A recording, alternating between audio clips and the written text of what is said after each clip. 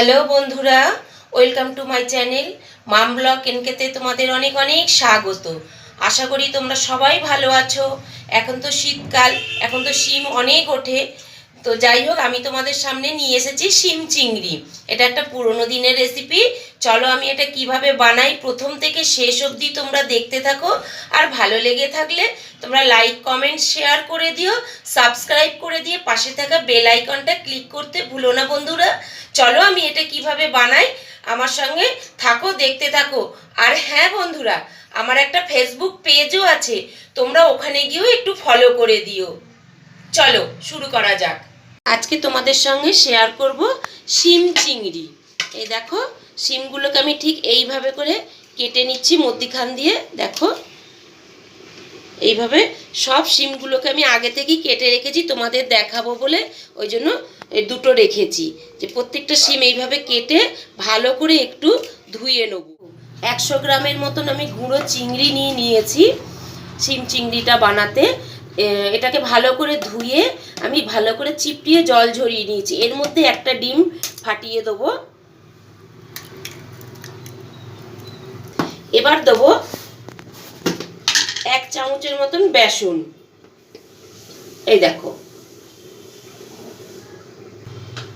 এবার দেব ছোট 1 চামচের ছোট 1 চামচ জিরে গুঁড়ো, 1 চামচ লাল লঙ্কার গুঁড়ো, 1 চামচ ধনে গুঁড়ো, পরিমাণ মতন হলুদ, একদম অল্প একটু গোলমরিচের গুঁড়ো, স্বাদ মতন নুন। এই দিয়ে খুব ভালো করে আমি এই মাছটাকে মেখে নেব। দেখো আমার খুব ভালো করে মাখা হয়ে গেছে। চলো এবার আগে দেখাচ্ছি। এবার একটা ফ্রাই প্যান বসিয়ে দিয়েছি। এর মধ্যে এবার তেল দিয়ে দেবো, সাদা তেল কিছুটা।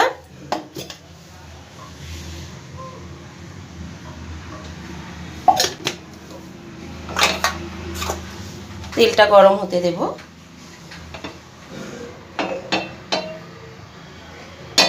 এটা আমার গরম হয়ে গেছে। এবার গ্যাসের ফ্লেমটাকে এখন লোতে দেব। এবার সব চিংড়ি মাছটা আস্তে আস্তে এর ওপরে দিয়ে দেবো।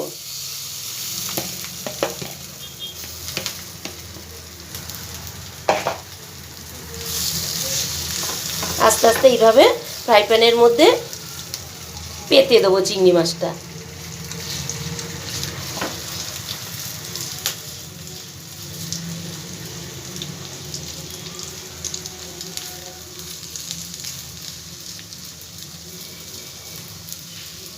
এই রান্নাটা না মাঝে মাঝেই না এই শীতের দিনে ঠাম্মা করে খাওয়াতো, খুব ভালো লাগতো খেতে।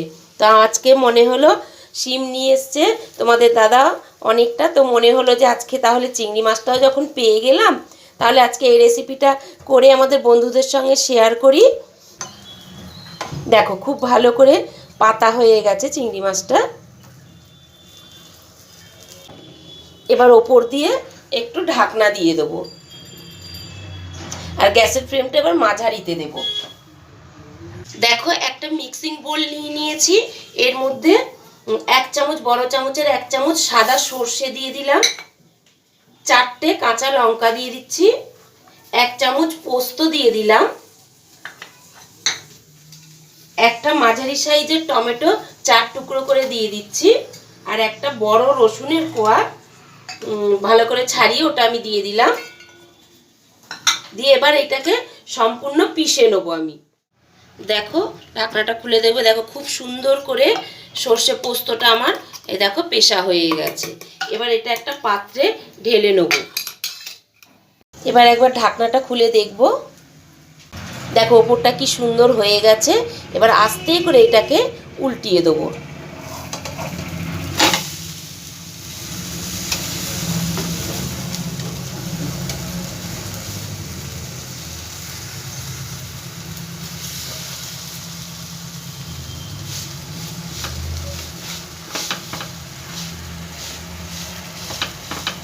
পুনরায় আবার একবার ঢাকা দিয়ে দেবো।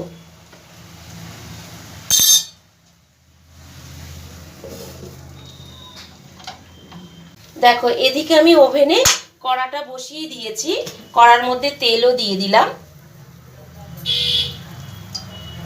পরিমাণ মতন তেল দিলাম।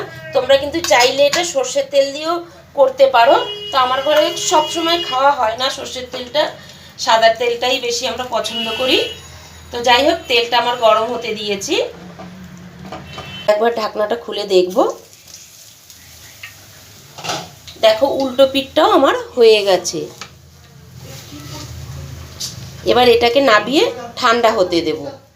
ওভেনে কড়াটা বসিয়ে দিয়েছিলাম তেল দিয়ে, তেলটা আমার গরম হয়ে গেছে। এবার সিমগুলোকে সব আমি এর মধ্যে দিয়ে ভেজে নেব।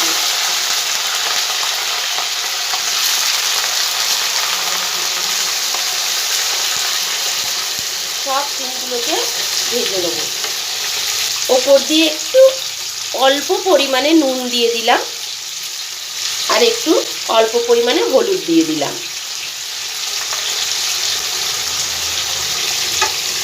এবার ভালো করে সিমটা একটু ভেজে নেব।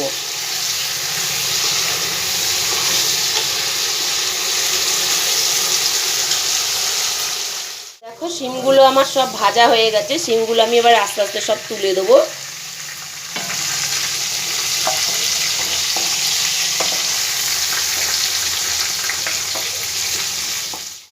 দেখো আমি আর এর মধ্যে কোনো তেল দেব না, এই তেলেই সম্পূর্ণ রান্নাটা করব। হাফ চামচ কালো জিরে দিয়ে দিলাম ফোড়নে, দুটো শুকনো লঙ্কা দিয়ে দিলাম। এবার বেটে রাখা, গ্যাসের ফ্লেমটাকে কিন্তু একদম লোতে রেখেছি, এবার বেটে রাখা সর্ষে পোস্তটা দিয়ে দেবো।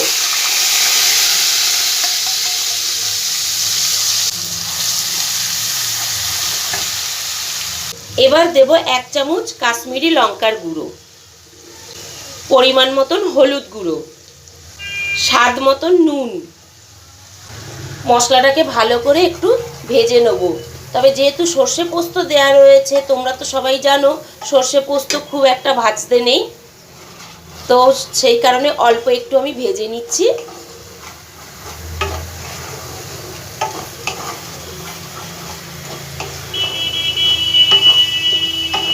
দেখো কালারটা কত সুন্দর হয়েছে।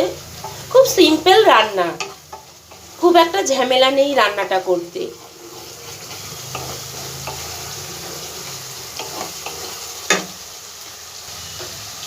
এবার এর মধ্যে আমি 4-5টা মতন কাঁচা লঙ্কা দিয়ে দিলাম, যার যেরকম ঝাল লাগবে সে খাবে। দেখো হয়ে গেছে মশলাটা ভাজা, এর চেয়ে বেশি আর আমি ভাজবো না। এবার মশলা করে যে জলটা ছিল, ধোয়া জলটা, ওই জলটা আমি পুরো দিয়ে দিলাম,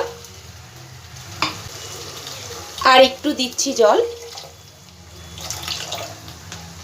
দেখো কত সুন্দর দেখতে লাগছে। ভালো করে মশলার সঙ্গে জলটাকে আমি মিশিয়ে দিলাম। এবার ফুটে ওঠা অবধি অপেক্ষা করবো, আর গ্যাসের ফ্লেমটা এই সময় আমি হাইতে দিয়ে দেবো। একটু ঢাকনা দিয়ে দিলাম, ঢাকনাটা এবার খুলবো। দেখো খুব সুন্দর ফুটে উঠেছে।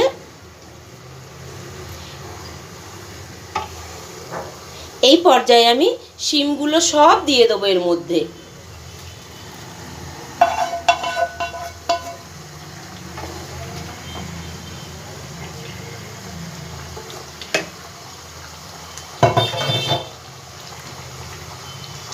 দেখো দেখতে কত সুন্দর লাগছে।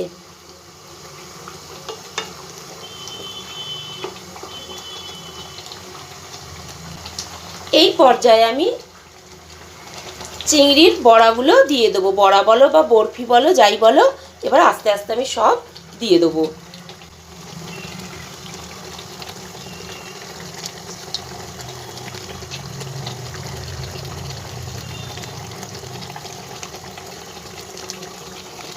এবার খুব হালকা হাতে আমি নেড়ে দেবো একবার।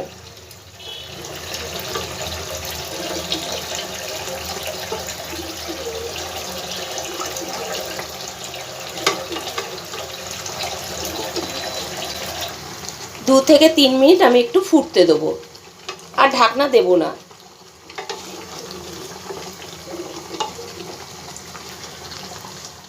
দেখো বন্ধুরা, ফাইনালি আমার শিম চিংড়ি রেডি হয়ে গেছে। এবার আমি ওপর দিয়ে এক মুঠো ধনেপাতা ছিটিয়ে দেবো। তোমরা কিন্তু এইভাবে বানিয়ে খাবে, খেয়ে আমাকে কমেন্টের মাধ্যমে জানাবে কেমন লেগেছে। আশা করি খুব ভালো লাগবে। আজকের মতন এইটুকুনি থাক বন্ধুরা। এবার আমি এটাকে নামিয়ে নেব। টাটা।